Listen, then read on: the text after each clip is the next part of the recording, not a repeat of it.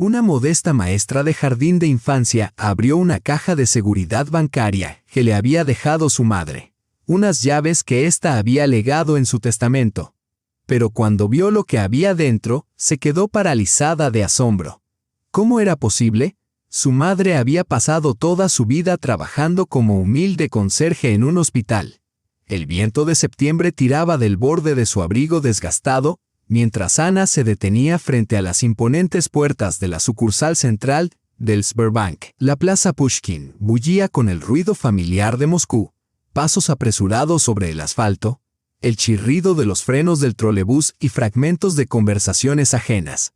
Ella permanecía en medio de aquel torbellino como alguien arrastrado a la orilla tras un largo viaje. En sus manos llevaba el bolso de cuero gastado de su madre, aún impregnado débilmente con el aroma del perfume Red Moscow, y un par de llaves, una moderna de plástico marcada con el número 47 y otra antigua, de latón ornamentado que nunca había visto antes. Habían pasado 3 meses desde el funeral de su madre. Apenas ayer, el notario Fyodor Kuzmich le había entregado un sobre sellado con el testamento. Ana Kuzminichna, había dicho el anciano, quitándose las gafas y limpiándolas con dedos temblorosos. Su madre pidió que esto se le entregara después del funeral. Dijo: deje que la niña llore primero. Luego podrá conocer la verdad. Los recuerdos parpadeaban como una película antigua. Los últimos días de su madre en una sala de hospital desconchada. Vera Ivanovna yacía allí, frágil y pequeña bajo la áspera manta hospitalaria. Aquellas manos, las mismas que habían lavado suelos, lavado la ropa ajena y planchado la única blusa bonita de su hija para la graduación, ahora reposaban tranquilamente sobre su pecho, translúcidas como la cera. Mi pequeña. La voz de su madre era más suave que el susurro de las hojas. Ana se inclinó y atrapó el aroma familiar del cabello de su madre. Hay mucho que nunca tuve oportunidad de contarte, pero con el tiempo entenderás. Tenemos raíces profundas. En ese momento, las palabras le parecieron delirios de una mujer moribunda. ¿Qué raíces? Habían vivido al día con el sueldo de conserje y una pensión por discapacidad que su madre recibía tras una lesión en la columna. Las únicas raíces que tenían, parecía, eran las infestadas de cucarachas en el sótano de su apartamento comunal. Pero ahora, frente al banco con la llave en la mano, Ana sintió por primera vez que las palabras de su madre podían esconder algo mucho más grande que los sueños febriles de una moribunda. Las puertas de cristal se abrieron con un suave siseo. El suelo de mármol reflejaba su silueta. Una mujer de 23 años con un abrigo reutilizado que había pertenecido a su madre, un bolso remendado colgado del brazo y una mirada insegura que recorría la sala. A su alrededor, figuras confiadas con trajes elegantes sujetando maletines de cuero. Ana se sentía como un gorrión que había volado al nido de un águila. «Disculpe», dijo con voz apenas audible. En la entrada, un guardia de seguridad, un hombre joven de hombros anchos con camisa de uniforme. Su rostro era abierto y sincero, marcado solo por una pequeña cicatriz sobre la ceja izquierda. Cuando él se dio la vuelta, Ana notó cómo su mirada se detenía brevemente en su ropa modesta. Sin embargo, en sus ojos no había ni burla ni condescendencia, solo atención. «La escucho», dijo él, con un leve acento sureño en la voz. «Necesito acceder al depósito». «Caja número 47», respondió Ana, extendiéndole la llave. El guardia de seguridad, según su placa, R.G. Kurochkin, examinó con atención los documentos que ella sacó de su bolso gastado. Tenía las manos ásperas y curtidas, propias de alguien acostumbrado al trabajo duro, pero sus movimientos eran precisos, casi delicados. «Puede pasar con el administrador», dijo. «Konstantin Filipovich la atenderá». Konstantin Filipovich Borodkin apareció unos 5 minutos después. Era un hombre alto, algo corpulento, con las sienes encanecidas y ojos observadores. El traje le quedaba bien, aunque llevaba la corbata mal anudada y un reloj barato brillaba en su muñeca, claramente impropio de su cargo. «¿Caja 47?» repitió, revisando los documentos con una pizca de sorpresa mal disimulada en la voz. «Qué extraño», murmuró. «Está alquilada desde 1991 y los pagos siempre han llegado puntualmente». pero jamás he visto a la propietaria. Ana guardó silencio. ¿De dónde habría sacado su madre, una simple limpiadora de hospital, dinero para alquilar una caja fuerte y mantenerla tantos años? El descenso al depósito le recordó a un sótano de iglesia antigua, el mismo aire frío, el mismo silencio solemne. Konstantin Filipovich caminaba delante de ella, con las llaves tintineando al ritmo de sus pasos. Al llegar a la caja número 47, se detuvo y se volvió hacia ella. Por lo general, dejo a los clientes a solas con sus pertenencias, comenzó. Luego dudó y añadió con una sonrisa disculpándose. Pero esta caja lleva tanto tiempo guardando un secreto. Me invade la curiosidad. Ana asintió. Le temblaban las manos mientras introducía la llave en la cerradura. El metal giró con suavidad, como si lo hubieran engrasado recientemente. En el interior, sobre un forro de terciopelo, descansaba una caja de joyas ornamentada, hecha de madera oscura con incrustaciones de nácar. Era más pesada de lo que parecía.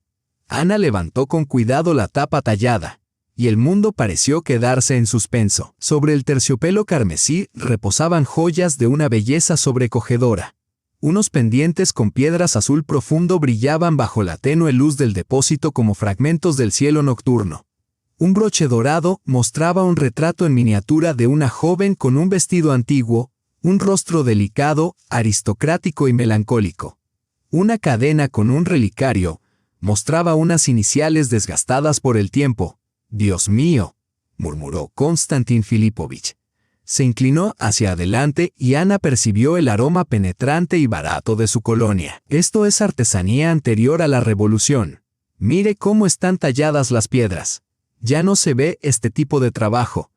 En el fondo de la caja había un sobre amarillento y una fotografía en un marco delgado. Ana tomó la imagen. Una pareja joven posaba frente al escaparate de un taller de joyería. Sobre la entrada colgaba un cartel, Dvorietsky e hijos. El hombre era alto, con ojos inteligentes y los dedos largos de un artesano. A su lado estaba la misma mujer cuyo rostro adornaba el broche. «No puede ser», susurró Ana. Konstantin Filipovich, asomado por encima de su hombro, respiraba con dificultad. Era evidente que sabía mucho más sobre antigüedades de lo que dejaba entrever. Sus ojos reflejaban una comprensión que iba en aumento, su mirada se deslizaba por las joyas con la expresión de un conocedor y una codicia que intentaba disimular. Ana tomó el sobre con dedos temblorosos. El papel era fino, casi translúcido, y la tinta se había desvanecido. Pero reconoció de inmediato la caligrafía de su madre. «Mi querida hija», comenzó a leer mientras las palabras se difuminaban ante sus ojos.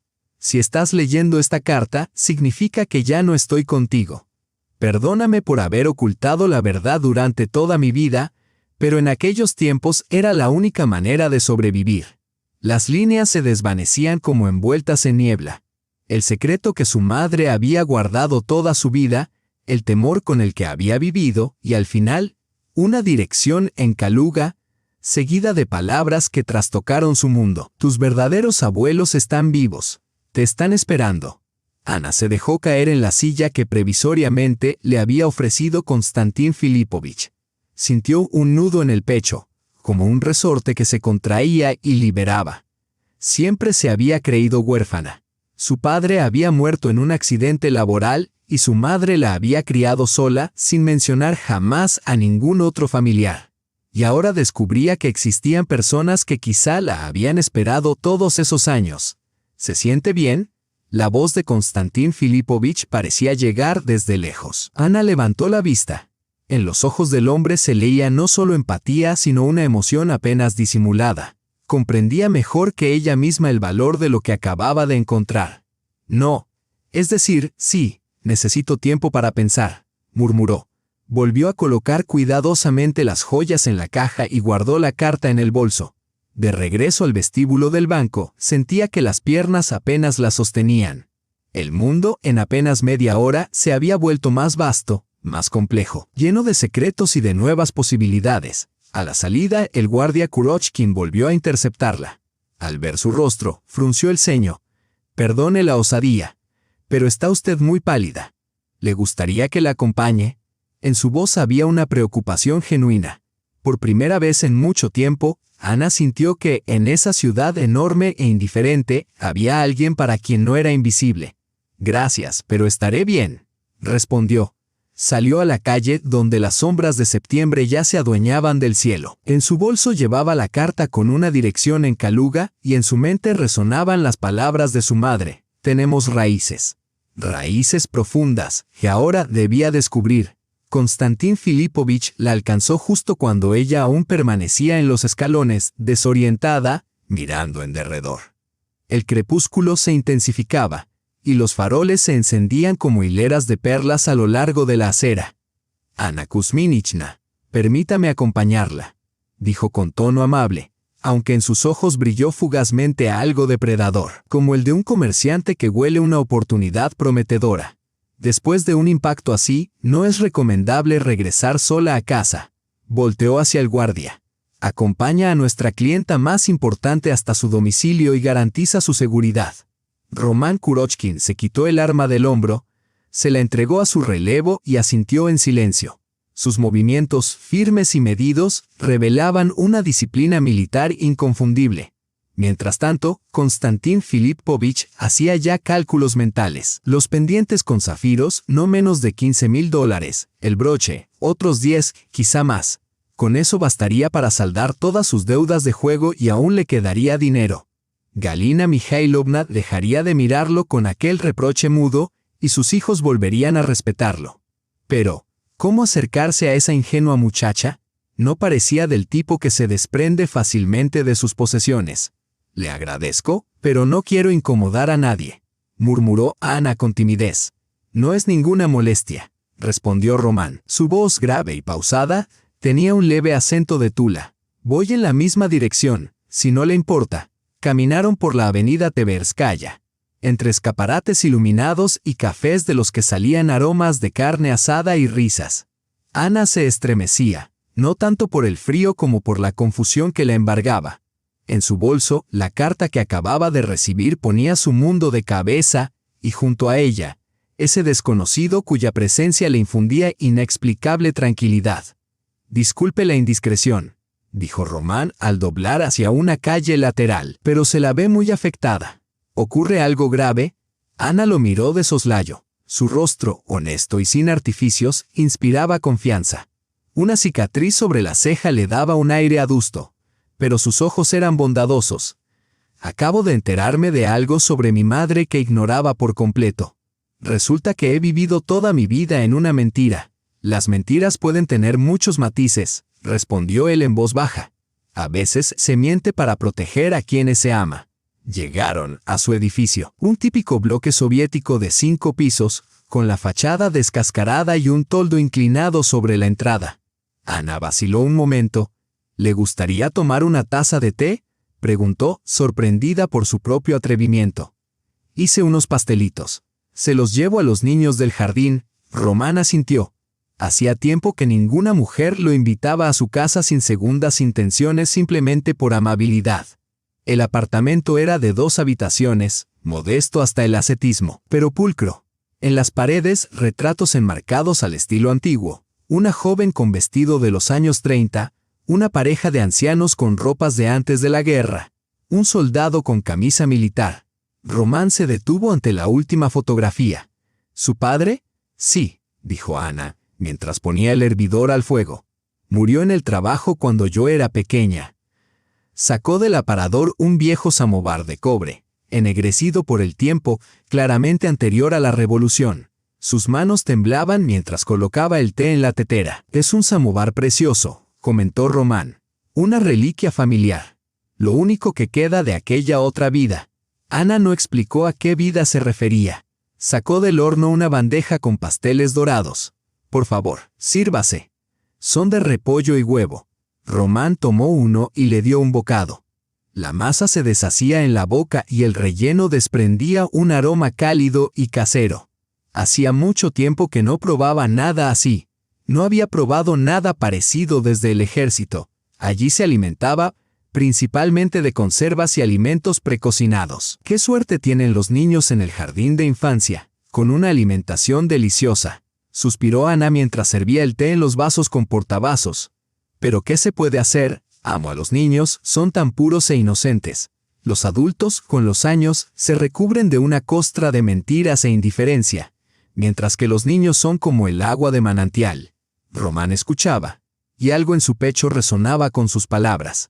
Recordó su propia infancia en un pueblo obrero cerca de Tula. La casa de su abuelo, con la estufa rusa, el aroma del pan recién hecho y las sabias enseñanzas del anciano. Mi abuelo decía lo mismo, comentó. Iván Kuzmij, veterano de la batalla de Kursk, quedó con conmoción cerebral, pero vivió hasta viejo. Me crió cuando mis padres murieron en un accidente de coche. Decía que lo importante en la vida no es la cantidad de dinero en el bolsillo, sino la pureza de la conciencia. La conciencia es como una camisa blanca, con una sola mancha. Toda la belleza se arruina. Era un hombre sabio. Una pena que no viviera para verme volver del ejército. Román guardó silencio, girando un vaso entre sus manos. Sirvió 2 años en Chechenia, en las montañas, bajo constante tensión. Pensaba que al regresar todo mejoraría. La novia le esperaría. Tendría la casa del abuelo y vivirían como personas normales.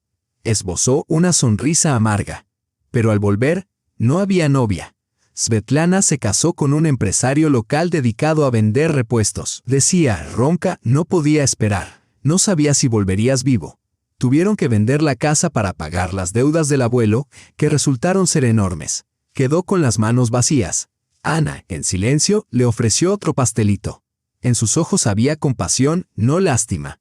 Una comprensión sincera del dolor ajeno. Duele, continuó Román. Pero luego recordé las palabras de mi abuelo. Si alguien es capaz de traicionarte, significa que Dios te protegió de un mal mayor. Es mejor conocer la verdad de inmediato que vivir toda la vida engañado. Ana asintió, comprendiendo mejor de lo que él imaginaba. Ella misma acababa de descubrir que había vivido ignorando sus propias raíces.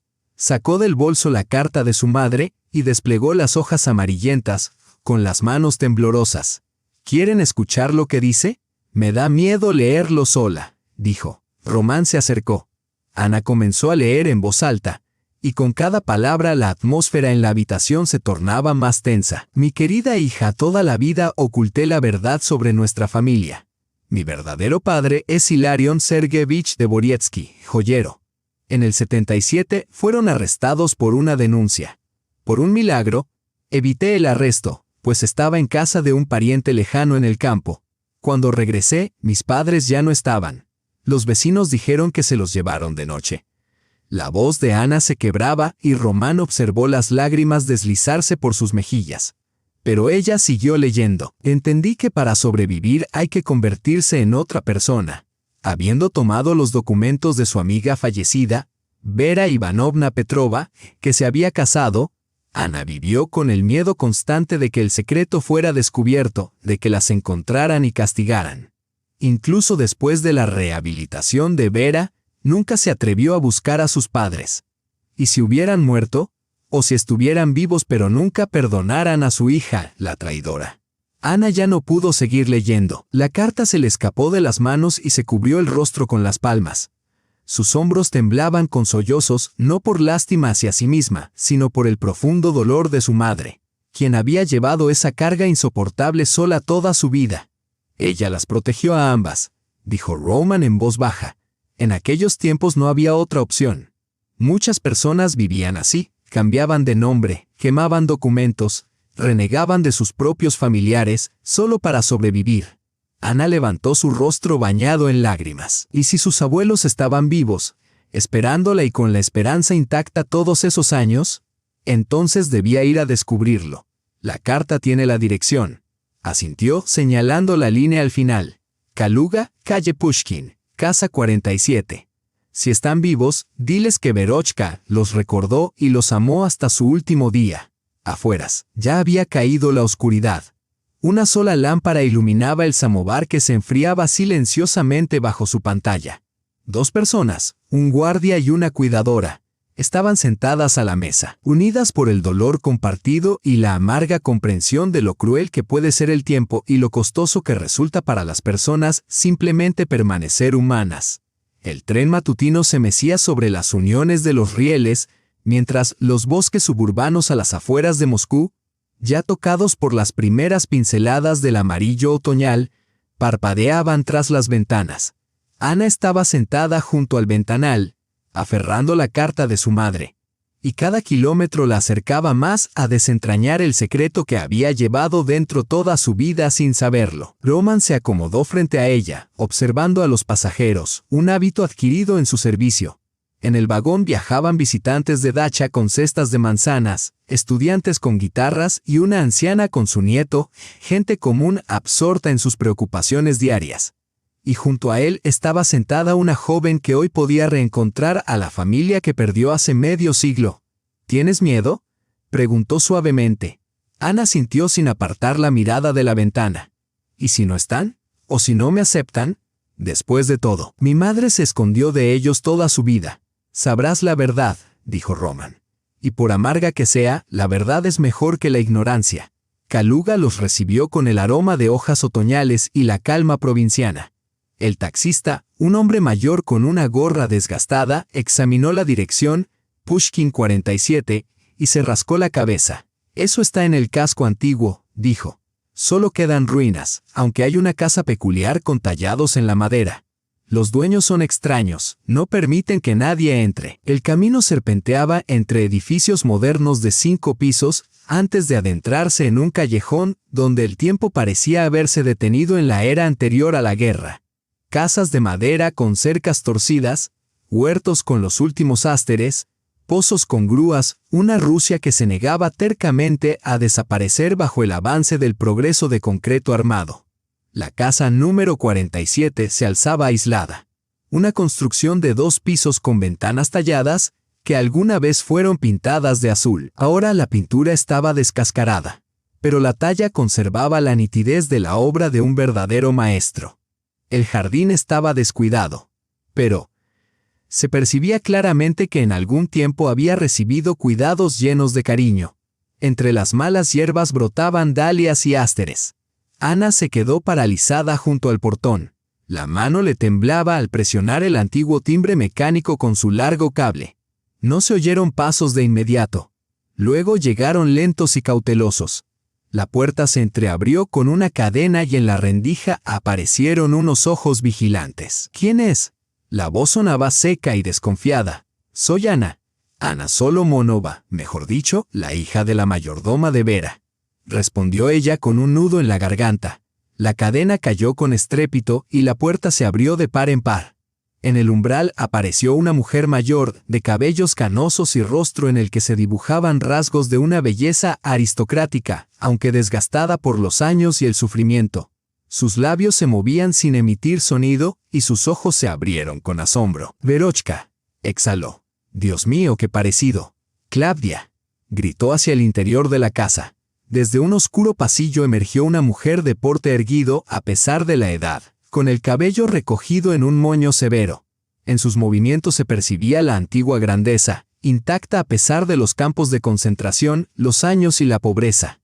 Al ver a Ana se quedó petrificada. Su rostro se transformó, no de dolor, sino de una conmoción tan profunda que las palabras se tornaron innecesarias. «Nietecita», susurró, y se dejó caer en una silla en el recibidor, pues sus piernas ya no la sostenían. Hilarión Sergeyevich apareció al final, un anciano delgado con ojos sabios y manos de artesano, marcadas por manchas seniles pero aún firmes.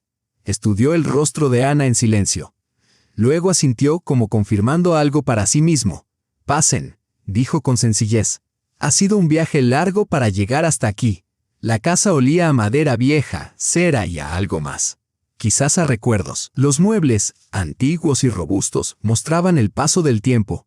En las paredes colgaban retratos de personas con vestimentas prerrevolucionarias y fotografías que Ana reconoció de la imagen que guardaba en su caja.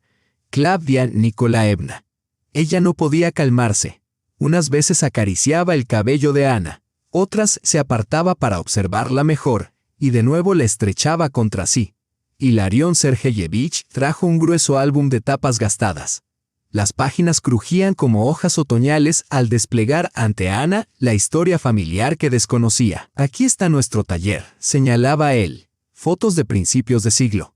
La mayordomía, fundada en 1880 por mi bisabuelo. Hacíamos joyas para familias mercantiles y para la nobleza de clase media. No diamantes para condes, pero sí trabajos honestos y hermosos. En las imágenes se veían vitrinas con delicadas piezas, hombres con delantales en sus puestos de trabajo y clientes satisfechos. Una vida tranquila y digna que la tormenta revolucionaria barrería por completo, y luego, la voz del abuelo se endureció al comenzar. Primero vino la nacionalización, luego las denuncias. El joyero vecino, Krapivin, envidioso de nuestros pedidos, nos acusó de ocultar joyas reales y de difundir propaganda antisoviética entre los clientes. Klavdilla Nikolaevna tomó la mano de su nieta, seca pero cálida, y continuó. Nos arrestaron de noche. A mí me dieron 10 años por ser familiar de un traidor a la patria. A Hilarion Sergeyevich le dieron 15 por motivos políticos. Los campos de Colima, añadió brevemente el abuelo. De nuestra brigada de 30 hombres, solo sobrevivimos 7. Para mí fue un milagro. Klavdilla Nikolaevna estuvo en el campo de mujeres en Magadán. Se reencontraron solo después de la rehabilitación. Román escuchaba con el pecho oprimido. Había visto mucho. La guerra en Chechenia, la muerte de compañeros, la crueldad humana. Pero esta historia silenciosa de 2 ancianos lo conmovía más que cualquier reporte bélico. ¿Cuánto amor se necesita para soportar tanto sufrimiento y seguir siendo humano? ¿Y Beroko? Preguntó Ana. La buscaron, dijo. ¿Cómo no? Klavdilla Nikolaevna sacó un pañuelo y se secó los ojos. Pero debes entender, hija mía, que en esos años era peligroso buscar a los reprimidos. Beroka entendió que para sobrevivir había que convertirse en otra persona. Era una chica sabia. Hilarion Sergeyevich se levantó y fue al buffet sacando una caja, réplica exacta de la que guardaba en el banco. Antes de mi arresto logré esconder algunas cosas. Pensé que si sobrevivíamos, las entregaría a los niños. Si no, al menos quedaría la memoria. Dentro había bocetos, esbozos, fotografías de joyas. Estos pendientes, dijo mostrando un dibujo idéntico a los de la caja fuerte. Y este broche, copia de la reliquia familiar de mi madre. La original nos la quitaron en el campo, pero la reconstruí de memoria. Ana sacó de su bolso la caja con las joyas. Klavdilla Nikolaevna exclamó sorprendida. Hija, lo conservaste todo, absolutamente todo. Se sentaron en la mesa antigua mientras Klavdilla Nikolaevna contaba la historia detrás de cada pieza. ¿Para quién fue hecha? La ocasión, las esperanzas que encerraba. Afuera, el sol se ocultaba y la habitación se llenaba del calor de una lámpara de queroseno y del calor humano que aquella casa no había tenido en medio siglo. Durante la cena, Román comprendió de dónde provenía la fuerza especial de Ana. Esa dignidad interior que no se confunde con nada más. Sus raíces se hundían en generaciones que supieron preservar la humanidad en condiciones inhumanas, amor en medio del odio, belleza en la fealdad del tiempo. ¿El taller?, preguntó Ana mientras terminaban el té con mermelada de grosella espinosa. Aún existe, asintió Hilarion Sergeyevich. El sótano está tal cual. Las herramientas, las máquinas, a veces bajo a trabajar en algo. Las manos recuerdan. Miró a su nieta con atención. ¿Quieres ver nuestro arte? Los esperaba el descenso al sótano. Los crujidos de los peldaños eran fuertes, pero al llegar abajo se reveló un mundo sorprendente. Un taller donde el tiempo parecía haberse detenido en el año 37. Mesas de trabajo, tornillos de banco, martillos de diversos tamaños, soplete, moldes para fundición en las paredes, bocetos, planos y fotografías de piezas terminadas. Ana tomó un martillito fino en sus manos. Parecía haberle pertenecido siempre. «¿Me enseñarías?», pidió ella. El abuelo sonrió por primera vez en todo el día. «Si quieres, te enseñaremos. El oficio debe vivir». Aquella noche, recostada en el sofá de una habitación perfumada con lavanda y olor a libros antiguos, Ana reflexionaba sobre lo extraña que puede ser la vida. Ayer era huérfana, y hoy había encontrado una familia, no solo parientes, sino personas que llevaban consigo la memoria de generaciones, tradiciones y raíces profundas en el tiempo. No solo encontró a su abuela y abuelo, sino también a sí misma. Moscú los recibió con sus luces vespertinas y el zumbido habitual de un hormiguero de millones. Pero Ana se sentía distinta. transformada en lo más profundo de su ser, como si toda la vida hubiese caminado encorvada bajo un peso invisible, y ahora, por fin, se enderezara y levantara la cabeza. En el jardín de infancia, los primeros en notar el cambio fueron los niños. Ellos perciben estas cosas con mayor agudeza que los adultos. Ana Kuzminichna. Usted está diferente, dijo la pequeña Masha de 5 años abrazándose a la cuidadora tras la siesta. Como una princesa de cuento. ¿Por qué princesa?, sonrió Ana, ajustándole el lazo a la niña. No sé, es que está muy bonita, y sus ojos brillan como los de mamá cuando está feliz. Ana se miró en el espejo del vestidor. Su rostro era el mismo, la ropa igual, el abrigo remendado, las medias remendadas, los zapatos gastados. Pero Masha tenía razón. Algo brillaba en su interior, algo que no se puede comprar con dinero. Valentina Petrovna, la directora, una mujer fuerte y práctica como un taburete de kolhoz, llamó a Ana después del trabajo. He oído que has heredado algo, dijo sin rodeos. Joyas antiguas, ¿verdad?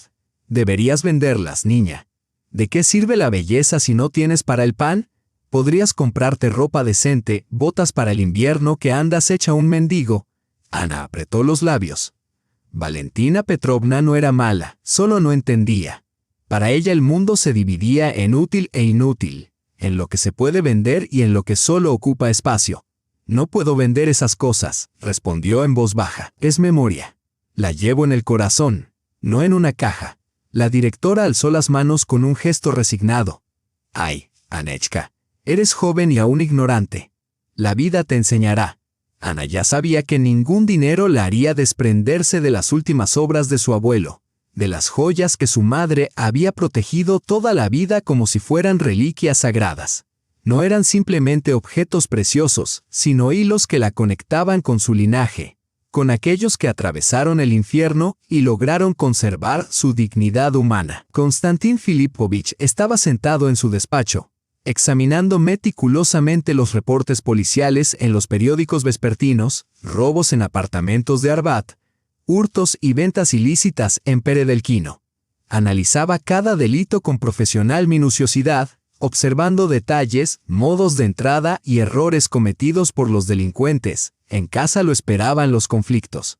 Galina Mikhailovna ya no creía en sus explicaciones sobre retrasos en el pago del salario y primas prometidas pero no entregadas. Ella no era ingenua y había notado cómo Konstantin se estremecía con cada llamada telefónica, evitaba encuentros con los vecinos y cómo desaparecían pequeños objetos de valor del hogar. Konstantin, ¿qué está pasando?, le preguntó una noche, después de que los niños se durmieran.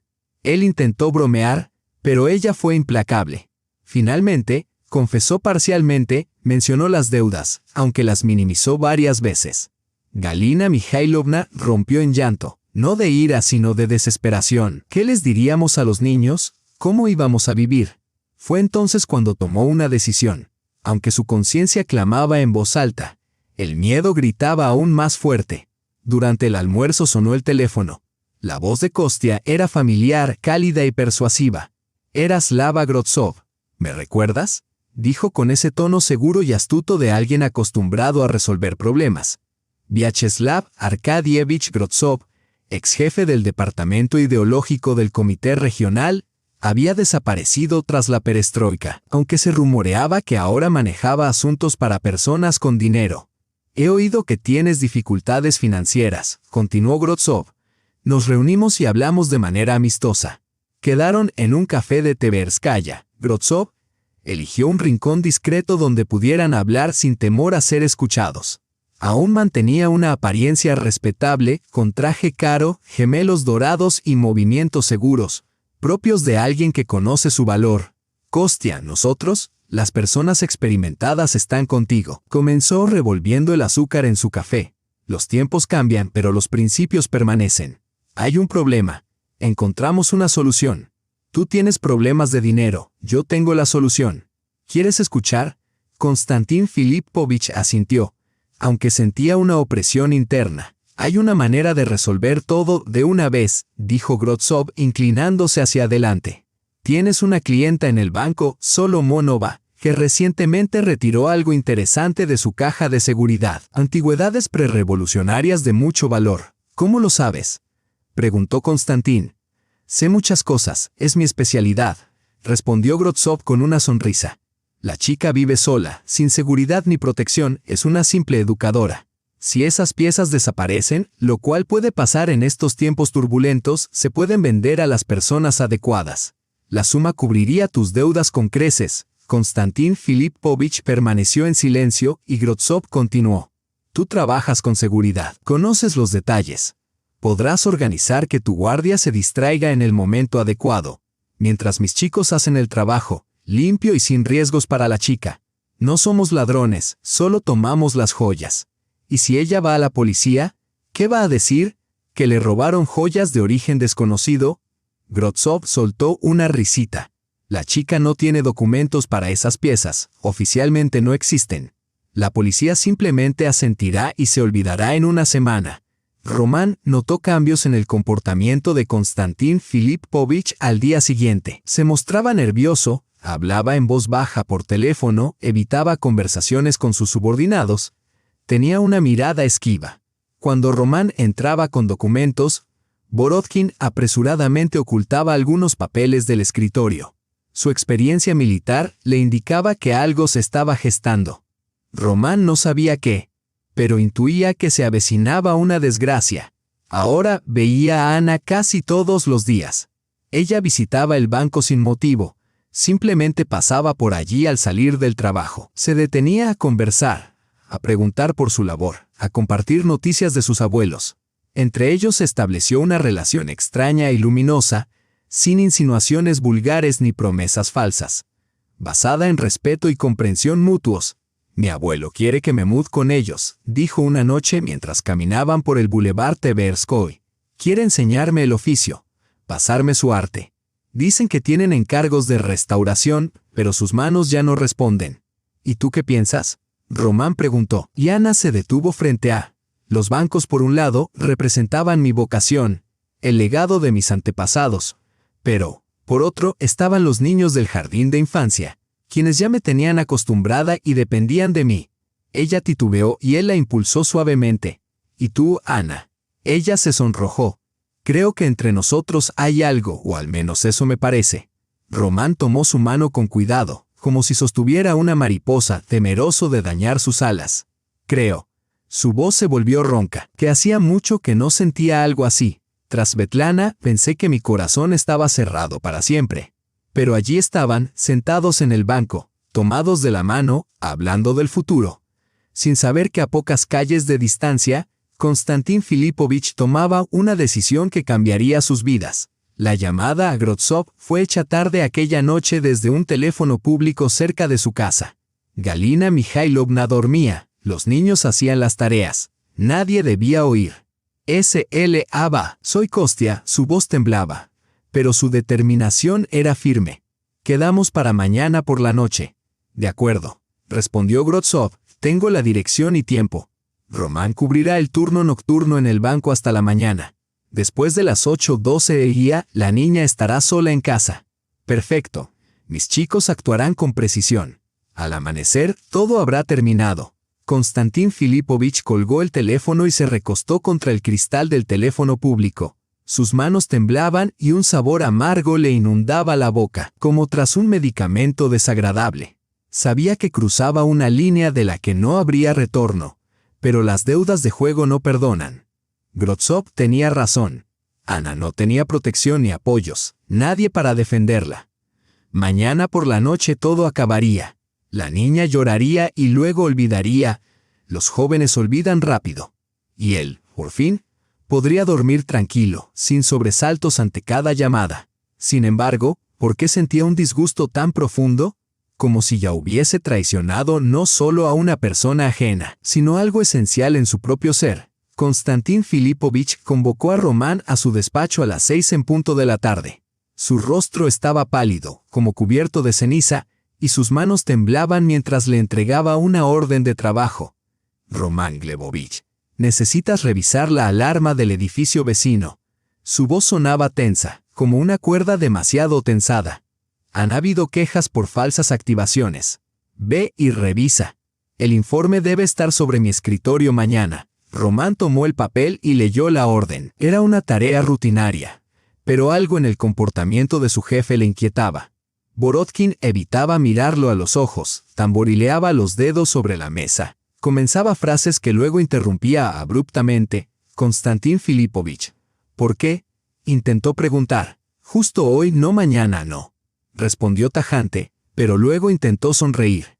Es decir, la solicitud es urgente.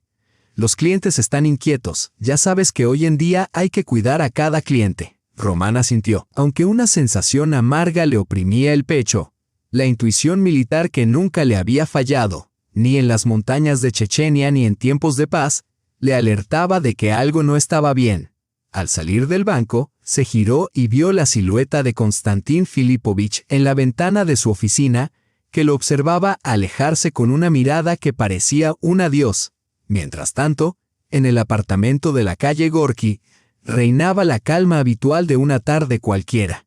Ana estaba sentada a la mesa, con papeles de colores, pegamento y tijeras frente a ella, preparando materiales para las clases del día siguiente. Los niños del jardín de infancia adoraban las manualidades, y ella siempre buscaba ideas interesantes. Junto a ella, reposaban fotografías de Kaluga, sus abuelos en el umbral de la casa, el taller en el sótano, las manos de Hilarión Sergeyevich trabajando. Al contemplar aquellas imágenes, Ana sentía crecer dentro de sí un cálido y luminoso sentimiento de pertenencia que había anhelado toda su vida. La caja de joyas reposaba sobre la cómoda, y de vez en cuando Ana la miraba. Ayer, mientras revisaba las piezas, encontró otro objeto, un delgado cuaderno encuadernado en cuero, escrito con letra pequeña y femenina, el diario de su bisabuela Klavdia Nikolaevna, que ella había llevado en su juventud hasta casarse. Las páginas amarillentas y la tinta desvaída aún permitían descifrar las palabras. Ana leía y se sumergía en un mundo distinto, de principios del siglo XX, cuando la vida era pausada y predecible, y la gente creía en la inmutabilidad de las. Existen valores que trascienden la propia seguridad. Ahora Ana comprendía por qué, entre las joyas de la caja, había piezas distintas a las demás, un anillo con inscripciones hebreas y unos pendientes con símbolos que no reconoció de inmediato.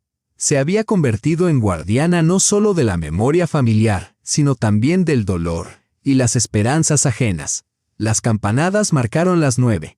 Ana cerró el diario, estiró la espalda adolorida por tanto tiempo sentada y pensó en preparar té y terminar las aplicaciones para la clase del día siguiente. De pronto, un golpe seco en la puerta la sobresaltó. ¿Quién podría ser a esa hora? ¿Román? Pero él estaba en el trabajo.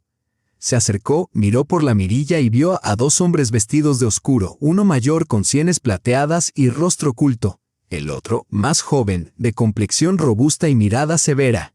¿Quién es?, preguntó Ana. Unidad de vigilancia, respondió el mayor con tono educado. Inspección, por favor, abra. Ella vaciló. La hora tardía y los desconocidos la inquietaban, pero desde niña la habían educado en el respeto a la autoridad. Su madre solía decir: no discutas con el poder, hija. Ellos saben mejor lo que hacen. Abrió, dejando puesta la cadena. El hombre mostró una acreditación rápidamente, sin que pudiera verla bien. Ana Kuzmichna Solomonova, dijo con voz tranquila, casi comprensiva. Necesitamos hacer una inspección. Hemos recibido una alerta sobre objetos valiosos no registrados. El corazón de Ana se aceleró. La caja. Esas reliquias familiares. ¿Qué clase de objetos valiosos podrían ser? Lo aclararemos aquí, dijo el hombre mayor asintiendo hacia su compañero. Por favor, abra la puerta. Ana retiró la cadena y se apartó. Entraron y el joven cerró con llave con rapidez. Aquello le pareció amenazante. ¿Quiénes son? Su voz tembló. El mayor colgó su abrigo con naturalidad. Tenía el rostro cansado, no cruel, más bien melancólico. Me llamo Vyacheslav Arkadievich Grodzov, dijo mientras sacaba una pistola del bolsillo, aunque la sostenía de forma despreocupada, sin intención de intimidar. Este es mi colega. Venimos por la caja de joyas. Nada personal, solo trabajo. Ana retrocedió hasta la pared, las piernas le flaquearon y la garganta se le secó. No me gusta esa palabra, dijo Grodzov. Digamos que estamos resolviendo problemas financieros de un conocido en común. Tiene deudas considerables y ustedes poseen algo que podría cubrirlas. Él recorrió la habitación con la mirada que se posó en la caja. Ahí está, preciosa, dijo acercándose al aparador. No somos bestias, devuelvan la caja y nadie saldrá perjudicado. Solo queremos objetos sin valor, y ustedes aún son jóvenes, podrán recuperarse. Objetos sin valor, pensó Ana, con el corazón encogido. Sintió como algo ardía en su interior. No era miedo, sino ira. No se trataba de simples baratijas, sino del recuerdo de personas que habían atravesado el infierno sin perder su dignidad humana. Mi bisabuela pasó 10 años en un campo de concentración y mi abuelo, 15. Perdieron todo, menos su esencia. ¿Y ustedes pretenden convertir esa vida en dinero? Grotzov alzó una ceja, evidentemente sorprendido por la firme resistencia de aquella joven asustada. Palabras grandilocuentes, pero con eso no se paga el alquiler, replicó con indiferencia. Asintió a su cómplice, Iván. Toma la caja. Mientras tanto, Román permanecía junto al edificio que debía inspeccionar, sintiéndose un completo idiota. La alarma funcionaba correctamente. No había recibido ninguna queja. Lo había comprobado en 5 minutos. ¿Por qué Konstantin Filipovich lo había enviado allí? ¿Qué tipo de teatro era ese? Entonces comprendió. Lo habían apartado de su puesto a propósito, justo cuando debía proteger el banco. Pero el banco estaba bajo la vigilancia de su reemplazo. En cambio, Ana estaba sola en casa, su corazón dio un vuelco. Román corrió hacia su coche y encendió el motor. Quizás se estaba equivocando. Tal vez era paranoia, pero prefería prevenir. El trayecto hasta la casa de Ana duró 20 minutos. Condujo infringiendo todas las normas, pasando semáforos en rojo. Al llegar, observó una Volga negra con cristales tintados estacionada frente al portal. Conocía ese tipo de coches. Los usaban aquellos que preferían mantenerse en las sombras. Se estacionó en el patio contiguo y se acercó a la entrada. La puerta estaba cerrada, pero el cerrojo era antiguo, soviético. Román sabía cómo abrirlos, pues aún conservaba las habilidades de explorador que adquirió en el ejército. El ascensor no funcionaba, así que subió corriendo hasta el 4º piso. Al llegar a la puerta del apartamento de Ana, se detuvo y escuchó voces masculinas desconocidas. El balcón era la única vía para entrar sin ser visto. Bajó al patio y evaluó la fachada del edificio. De balcón a balcón había apenas 1,5 metros. En las montañas de Chechenia había cruzado abismos más anchos. Trepar al balcón del 3er piso fue fácil. Luego se impulsó hacia el 4º. La puerta del balcón de Ana estaba entreabierta. Ella siempre ventilaba el apartamento antes de dormir. Entre la rendija de las cortinas, vio a 3 personas en la habitación. Ana, pálida como la tiza, y 2 hombres, uno de ellos con un arma en la mano. Román abrió la puerta con cautela y se deslizó al interior. Los asaltantes estaban de espaldas, absortos en la conversación. Palabras grandilocuentes no servirán, decía el mayor. Iván, toma la caja y vámonos. No podemos tardar. El joven se acercó al aparador, pero Román gritó, alto, mientras surgía de detrás de la cortina. Grotzov se giró con una calma sorprendente, como si esperara su llegada. Ah, aquí está nuestro valeroso. Sintió cómo algo se encendía en su interior. No era miedo, sino ira. No se trataba de simples baratijas, sino del recuerdo vivo de personas que atravesaron el infierno sin perder su dignidad humana. Su bisabuela pasó 10 años en un campo de concentración y su abuelo, 15.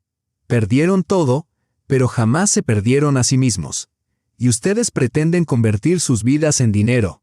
Grotzov alzó una ceja, visiblemente sorprendido por la resistencia de aquella joven asustada. Palabras grandilocuentes, pero con ellas no se paga el alquiler, replicó con un gesto de indiferencia, dirigiéndose a su cómplice. Iván, toma la caja. Mientras tanto, Román esperaba frente al edificio que debía inspeccionar, sintiéndose completamente inútil. La alarma funcionaba perfectamente.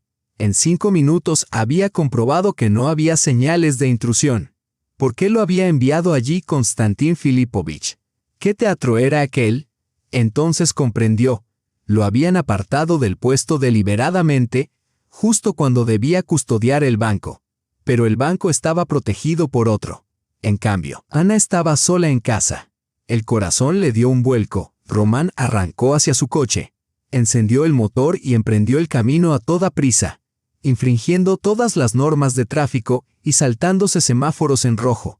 Al llegar, vio una Volga negra con cristales tintados aparcada frente al edificio. Sabía que ese tipo de coches eran usados por personas que preferían mantenerse en las sombras. Estacionó en el patio contiguo y se acercó a la puerta. Esta estaba cerrada, pero con un cerrojo soviético antiguo, el tipo de cerradura que Román había aprendido a abrir en el ejército. Las habilidades de un explorador nunca se olvidan. El ascensor no funcionaba, por lo que subió corriendo las escaleras hasta el cuarto piso. Al llegar a la puerta del apartamento de Ana, se detuvo y escuchó voces masculinas desconocidas. El balcón era la única forma de entrar sin ser visto. Bajó al patio, inspeccionó la fachada del edificio. La distancia entre balcones no superaba 1,5 metros.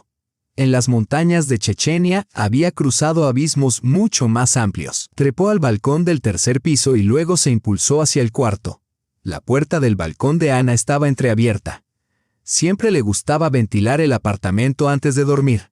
A través de la rendija de las cortinas vio a 3 personas en la habitación. Ana, pálida como la tiza, y 2 hombres, uno de ellos con un arma en mano. Román abrió la puerta con cautela y se deslizó dentro. Los ladrones tenían la espalda vuelta al balcón, absortos en su conversación. Las palabras grandilocuentes no servirán, decía el mayor. Iván, toma la caja y vámonos, no podemos quedarnos mucho tiempo. El más joven se acercó al aparador. Alto, rugió Román al salir de detrás de la cortina. Grotsov se volvió con una calma sorprendente, como si hubiera esperado esa irrupción. Y allí estaba nuestro valeroso héroe. El joven tuvo suerte, le explicaba a Ana en el pasillo. La bala atravesó limpiamente, no tocó el hueso, pero dañó los tendones. La mano le dolerá durante largo tiempo, quizás 2 o 3 meses de reposo y luego rehabilitación. Ana permanecía junto a la cama por tercer día consecutivo, ausentándose solo para ir al baño o tomar algo en el buffet. La directora del jardín de infancia le envió una nota con una colega. No te preocupes por el trabajo. Los niños entienden. Una educadora ha regresado de vacaciones para cubrir tu ausencia. Cuida a tu héroe. Ana observaba a Román dormido y sentía nacer en su interior algo nuevo. No solo gratitud ni simpatía, sino un sentimiento profundo y absorbente. Lo amaba no por su belleza ni riqueza, sino porque en un momento crucial él no dudó ni calculó pérdidas o beneficios, simplemente acudió y se interpuso entre ella y el peligro. Al tercer día, una mujer de mediana edad, con un abrigo gastado y ojos llorosos, se le acercó. El rostro le resultaba familiar. ¿De dónde viene usted?, preguntó Ana Kuzminichna. Soy Galina Mikhailovna Borodkina, la esposa de Konstantin Filipovich. La mujer parecía abatida, con los hombros caídos y las manos nerviosas que apretaban la correa de su bolso, incapaz de encontrar un punto de apoyo en su mirada. He venido a pedir disculpas. Galina Mikhailovna apenas contenía las lágrimas. Sabía que él tenía problemas con el juego. Lo veía nervioso, evitando hablar de dinero, pero creía que tenía todo bajo control pues es inteligente y culto.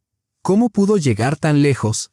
Ana le pidió que le contara todo y Galina explicó cómo Konstantin Filipovich perdió su trabajo en el comité regional tras la perestroika. Buscó empleo humillantemente. Se alegró al conseguir un puesto en el banco, comenzó a jugar pequeñas sumas para aliviar el estrés y luego fue apostando cantidades mayores, ocultando sus pérdidas y mintiendo a su familia. Es un buen hombre, sollozaba. Simplemente débil. Toda su vida intentó ser importante y valioso, pero siempre fracasó. Ni en el partido ni en el banco le prestaban atención, así que buscó maneras de sentirse fuerte. Ana comprendió que frente a ella no estaba la esposa de un criminal, sino la de un hombre quebrantado por el peso de las circunstancias. Konstantin Filipovich no era un villano, sino un hombre débil, y la debilidad a veces es más aterradora que la maldad. Cuando la mujer se fue, Ana regresó a la habitación. Román no dormía, miraba al techo con los ojos abiertos. ¿Escuchaste la conversación?, preguntó ella. Sí, respondió él, girando la cabeza para mirarla fijamente. Eres increíble, Ana. Tu corazón es como el de tus abuelos, capaz de perdonar incluso a los enemigos. No son enemigos, replicó ella sentándose al borde de la cama. Son personas desgraciadas, perdidas en su propia vida. Román tomó su mano con la que estaba sana y dijo, «Cásate conmigo». Las palabras salieron de sus labios con una naturalidad y sencillez asombrosas, como si hubiera dicho, «¿Vamos a dar un paseo o quieres cenar?» Ana se estremeció. «¿Que te cases conmigo?», repitió él con calma. «No soy rico ni guapo, y ahora tendré que curarme la mano durante mucho tiempo, pero te amo de verdad, para siempre».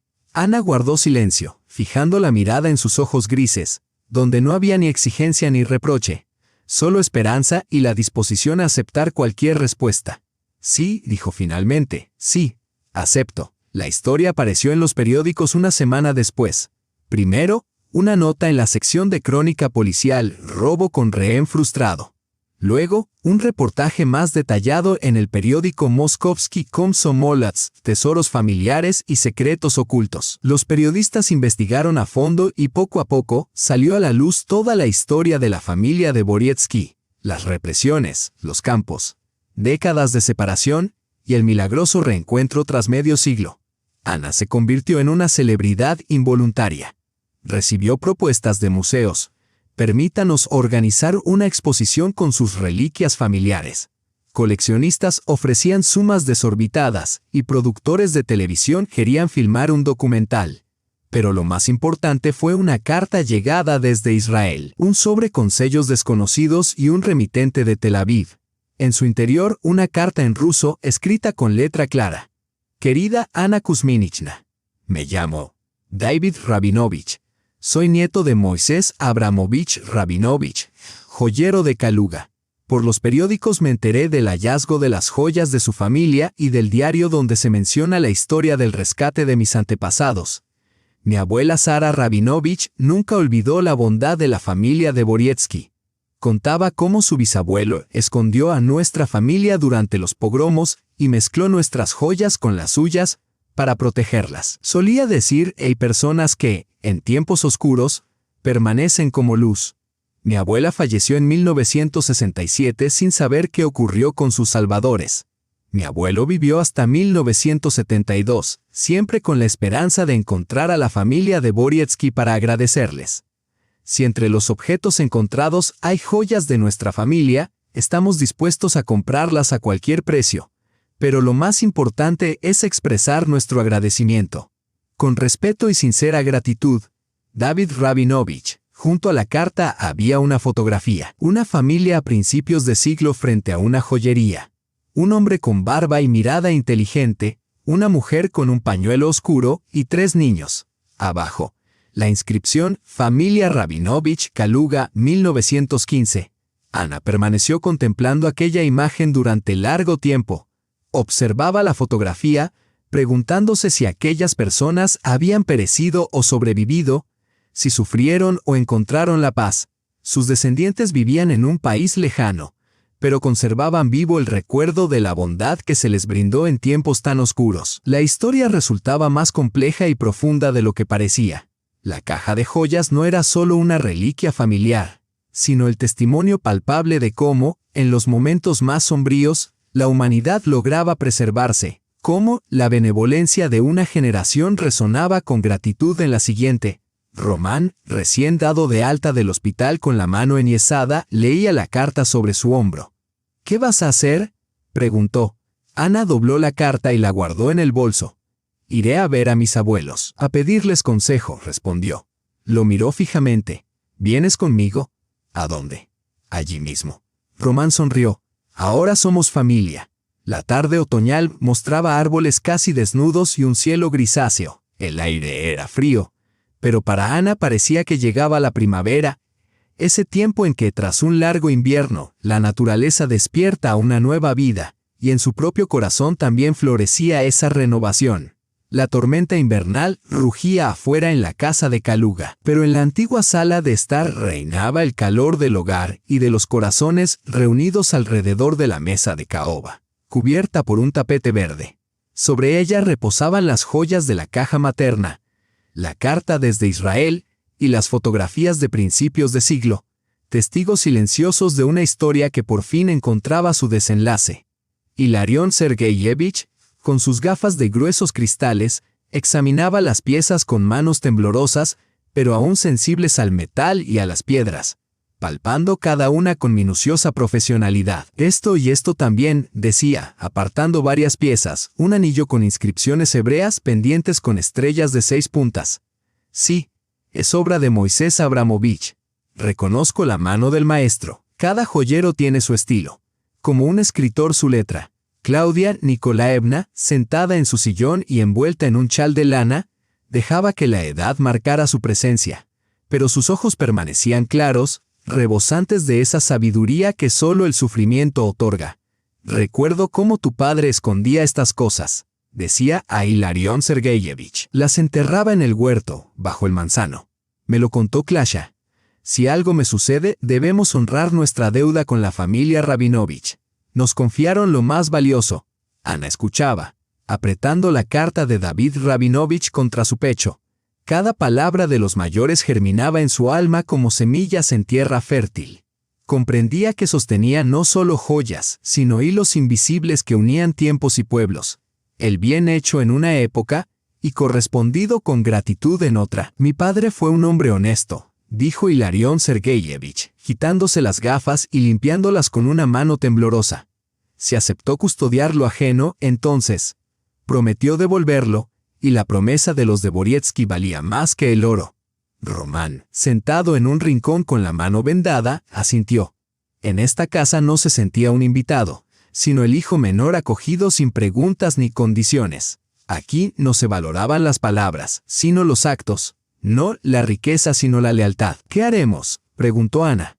Las joyas de los Rabinovich las enviaremos a Israel, dijo el abuelo con determinación. Pero no las venderemos.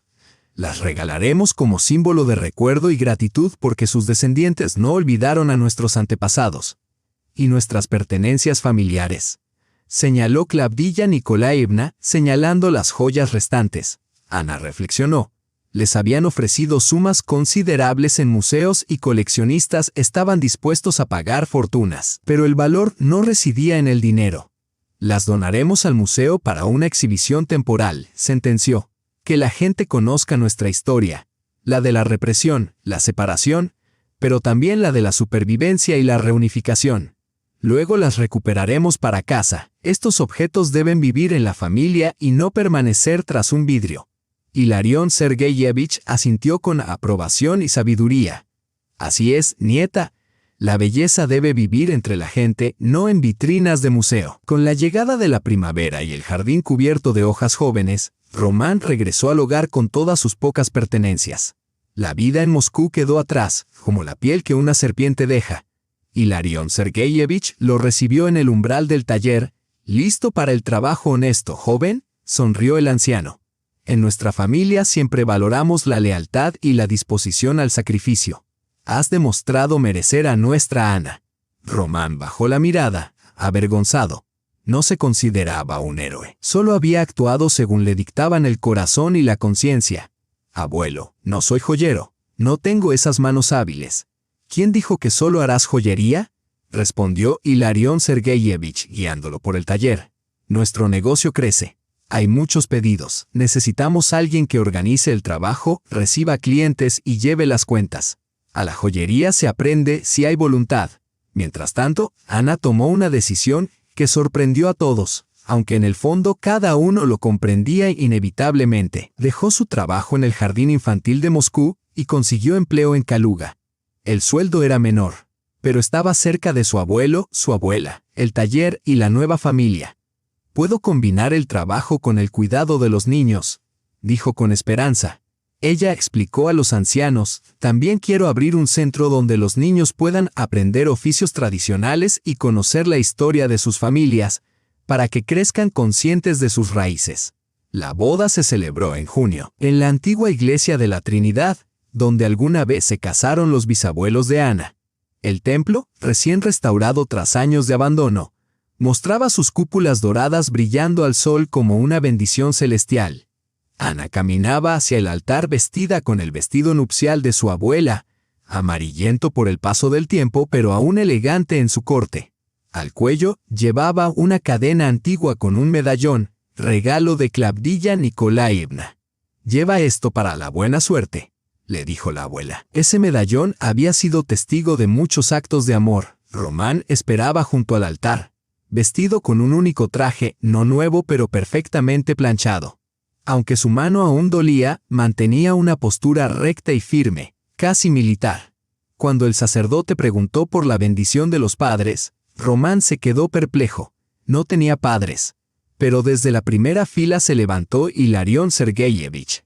Avanzó por el pasillo y pidió permiso para bendecir a los novios. Su voz temblaba por la emoción. «Román es para nosotros como un hijo», dijo, colocando sus manos sobre las cabezas del novio y la novia. Las palabras que pronunció se convirtieron en el credo familiar. La riqueza no está en el oro, sino en lo que dejamos en el corazón de los demás. Vivan con amor, críen a sus hijos con la memoria de sus antepasados, hagan el bien y su linaje será bendecido. A la boda asistieron todos quienes se habían convertido en importantes para ellos durante esos meses. Los niños del jardín de infantes cantaron canciones y regalaron dibujos. Los colegas de Román del Banco de Moscú vinieron especialmente para honrarlo por su honestidad y valentía. Los vecinos trajeron pasteles y mermeladas. En el pueblo, una boda era un acontecimiento para toda la calle. Incluso Galina Mikhailovna, esposa de Konstantin Filipovich, condenado, llegó tímidamente al borde de la celebración, y tras la ceremonia se acercó a Ana y le susurró: «Gracias a ti. Le dieron una condena condicional a mi esposo y lo enviaron a tratamiento por su adicción al juego. Ahora los niños en la escuela están mejor porque su padre no está en prisión sino recuperándose. Eso es gracias a ti». Ana la abrazó y pensó que todos merecen una segunda oportunidad. Un año después, en la casa se escuchó la risa de un niño. Nació un hijo fuerte y robusto, con la voz potente, ojos grises como su padre y una barbilla obstinada como la de su madre. Lo nombraron Hilarión en honor al abuelo Hilarión Sergeyevich. Al tomar en sus brazos a su bisnieto, lloró desconsoladamente por primera vez en muchos años. «La vida continúa», susurraba mientras apretaba contra su pecho el pequeño bulto con el bebé. «Ahora tenemos un futuro». Klavdilla Nikolaevna, a pesar de su fragilidad, se dedicaba cada día al cuidado de su nieto, le cantaba nanas que recordaba desde su propia infancia y narraba cuentos sobre artesanos bondadosos y dragones malvados. Ana fundó en Kaluga un centro infantil de desarrollo llamado Manos de Oro. Los niños acudían después del colegio y del jardín de infancia para aprender a modelar arcilla, bordar y trabajar la madera. Pero sobre todo, descubrían la historia de sus familias, confeccionaban árboles genealógicos y escuchaban relatos de los ancianos. «Una persona sin raíces es como un árbol sin tierra», solía decir Ana a los padres. «Puede crecer, pero no por mucho tiempo». Román trabajaba como jefe de seguridad en la sucursal local del Sberbank, aunque su alma estaba en el taller de su abuelo. Por las noches bajaba al sótano para aprender a manejar el martillo, distinguir la plata de la mezcla de metales y comprender los caprichos del material. «No te apresures», le aconsejaba Hilarión Sergeyevich. «La joyería es como la educación de los niños. Requiere paciencia, amor y tiempo». El taller de los mayordomos ganaba fama más allá de Kaluga. Jóvenes joyeros de Moscú y San Petersburgo llegaban para aprender técnicas ancestrales. Restauradores traían reliquias familiares, anillos, pulseras, broches, que necesitaban ser devueltas a la vida. Lo especial de su trabajo era que no solo reparaban joyas, sino que restablecían la conexión entre épocas. Personas acudían con fotografías de bisabuelas, relatos de joyas perdidas en la guerra, con la esperanza de recuperar lo que se había perdido. «No hacemos joyas», les decía Hilarión Sergeyevich a sus discípulos. «Devolvemos la memoria a la gente». Una noche de invierno, la nieve azotaba las ventanas del taller, pero dentro había calor, tanto de la estufa como de los corazones reunidos bajo un mismo techo. El pequeño Hilarión, de 2 años, jugaba en el suelo con herramientas de madera, martillitos y pinzas que su abuelo había fabricado especialmente para él, y golpeaba con seriedad un yunque, imitando a los adultos. Ana trabajaba en el boceto de un broche infantil, un encargo para una familia en la aldea vecina. El lápiz en sus manos parecía dibujar por sí solo patrones sencillos pero elegantes. Como todo lo que se crea con amor, Román reparaba un antiguo reloj, un mecanismo del siglo XV que era patrimonio del museo local. Su labor era minuciosa y delicada, requiriendo total concentración, aunque ya había aprendido a comprender el lenguaje de los engranajes y resortes. Hilarión Sergeyevich, bisabuelo y maestro, narraba a su nieto una historia. Había una vez un artesano capaz de transformar el metal común en una obra de arte. Pero su secreto no residía en las herramientas ni en el oro, sino en que en cada pieza vertía un pedazo de su alma y todo su amor hacia los demás. Claudia Nikolaevna dormitaba en el sillón. La edad y el cansancio hacían mella, pero su rostro reflejaba paz y serenidad. Había vivido para ver aquel día en que el linaje se renovaba. La familia se reunía y el amor vencía al odio. Sobre la mesa reposaban un samovar con aromático té, empanadas de repollo y carne, y mermelada de grosellas. Comida sencilla, gente sencilla, felicidad sencilla. ¿Acaso no radica en eso el verdadero sentido de la vida? En la familia reunida alrededor de una mesa, en la risa de los niños, en el trabajo que no solo te llena a ti, sino también a otros, afuera. El invierno ruso desplegaba su esplendor. La nieve caía suavemente sobre techos, árboles y tierras, cubriendo el mundo con un manto blanco de calma. Dentro del hogar, el calor, la luz y el amor componían el cuadro de una felicidad conquistada a través de las pruebas, de familias reunidas por generaciones, y de un amor que se mostró más fuerte que la codicia, el miedo y la maldad. El pequeño Hilarión dejaba caer su martillito de madera y bostezaba. Ana lo tomó en brazos y él se quedó dormido recostado en su hombro materno. «Duerme, hijo», susurró. «Duerme tranquilo. Tienes raíces profundas y fuertes, una familia que te ama, una historia de la cual estar orgulloso». Afuera seguía nevando, y parecía que la vida misma bendecía esa casa, a esas personas, ese amor que trasciende el tiempo. Cada uno de nosotros guarda secretos familiares y enfrenta elecciones entre la conveniencia y la conciencia, entre el perdón y la venganza. Comparte en los comentarios qué te ha conmovido más de esta historia. ¿Hay relatos similares de pérdidas y reencuentros en tu familia? Si este relato te hizo reflexionar sobre el valor de los lazos familiares, la fuerza del perdón y que la verdadera riqueza no se mide en oro, dale me gusta y comparte esta historia con tus amigos. Quizás justo ahora alguien cercano necesite escuchar que el amor realmente puede vencer al mal. Gracias por acompañarnos. Nos vemos en las próximas historias.